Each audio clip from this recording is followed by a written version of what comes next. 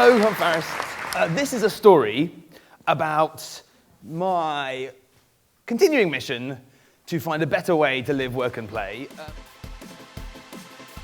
Where we talk about the massive exogenous disruption delivered to commerce and culture by technologies like the internet and mobile phones and stuff. It can be quite scary, can't it? Because change is often quite scary to people. Not saying that all of the magic is in data by any stretch of the imagination, but I think that in a digital world where you light lots of fires and see which one catches, it seems like a good model to at least start with what are the interests out there right now? What are the marginal cost of computing and storage is zero. So media is infinite, and as Shirky points out, abundance breaks more things than scarcity. Scarcity is how you make economic business models, abundance is how you break them.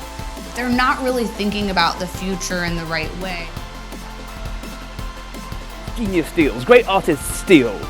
I believe that ideas are new combinations. We believe that originality is a myth and that nothing comes from nothing. That's why our company is called Genius Steals. Yeah. And so we're often looking around in unusual places or unlikely places for sources of inspiration. It's not limited to the advertising world. We think that copying is lame, but we think that Copying's dishonest, that's why.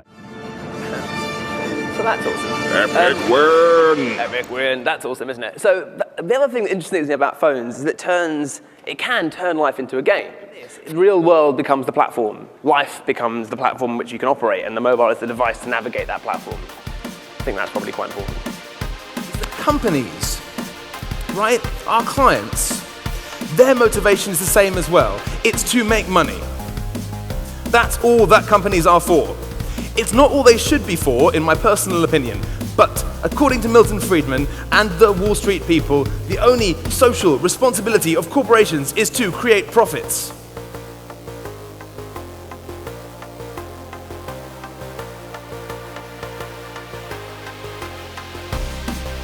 how can we make this better? How can we make this more interesting or more relevant? Instead of starting with the traditional art and copy team, I would challenge you to think about what is necessary for this idea and how do we bring this idea to life? When the web began to fracture itself away from the idea of destinations to distribution and aggregation, I began to think that maybe my identity was distributed across digital spaces. This is what we're doing.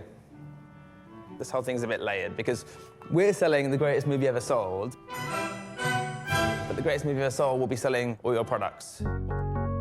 The big shift, perhaps, is to understand that the audience no longer is. The audience was a metaphor, understood to be a passive, waiting sort of body of people. Like Victorian children, they were seen but never heard. But now, the audience is a partner in the communication. That's kind of it.